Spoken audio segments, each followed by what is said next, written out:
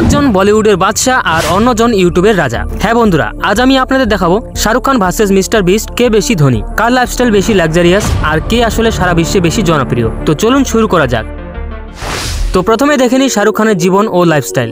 শাহরুখ খান, যিনি কিং খান নামে পরিচিত, জন্মেছিল 1965 সালে ভারতের দিল্লিতে। তিনি মুম্বাইয়ের মান্নার নামের রাজপ্রাসাদে থাকেন, যার দাম প্রায় 200 কোটি টাকারও বেশি। শুধু ভারতে নয়, দুবাই এবং লন্ডনে রয়েছে তার বিলাসবহুল প্রপার্টি। তিনি একমাত্র অভিনেতা যিনি শুধু অভিনয় নয়, তার প্রোডাকশন হাউস রেড চিলি এন্টারটেইনমেন্টের মাধ্যমে সিনেমা এবং ভিএফএক্স এর দাপট দেখাচ্ছেন।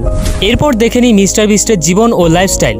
ইউটিউব সেন্সেশন মিস্টার বিস্টের কথায় তার আসল নাম জিনি ডোনাল্ডসন। জন্ম 1998 সালে আমেরিকার নর্থ ক্যারোলিনায়। মাত্র 13 বছর বয়সে ইউটিউব শুরু করা এই তরুণ আজ ইউটিউবের সবচেয়ে বড় ফিলান্থ্রপিক কন্টেন্ট ক্রিয়েটর। মিস্টার বিস্টের ভিডিও মানেই বিশাল অঙ্কের গিফট, ক্যাশ প্রাইজ আর গিভঅ্যাওয়ে। তার ইনকাম শুধু ইউটিউব থেকে নয়, ফেস্টিভ্যাল, চকলেট ব্র্যান্ড এবং ইনভেস্টমেন্ট থেকেও আসে। তো এবার দেখে নিই কে বেশি ধনী।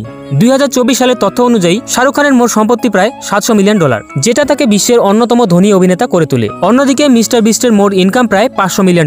যদিও তিনি প্রতিনিয়ত তার ইনকামের একটা বড় অংশ রিইনভেস্ট করেন তার ভিডিওতে, অর্থাৎ সম্পদের দিক দিয়ে এখনো এগিয়ে রয়েছেন কিং খান। এবার একটু জেনে নিই জনপ্রিয়তা এবং ফ্যান ফলোয়িং কার বেশি।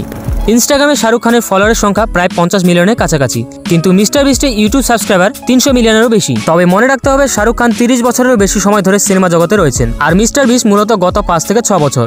সো অভিজ্ঞতা বনাম এক্সপেরিমেন্ট, উভয়ের নিজস্ব এক আলাদা জগৎ। সো গাইজ, আপনার কাছে কে সেরা, কিং খান নাকি মিস্টার বিস্ট? কমেন্টে জানাতে ভুলবেন না। ভিডিওটা ভালো লাগলে একটা লাইক করুন এবং শেয়ার করুন আপনার প্রিয় বন্ধুর সাথে।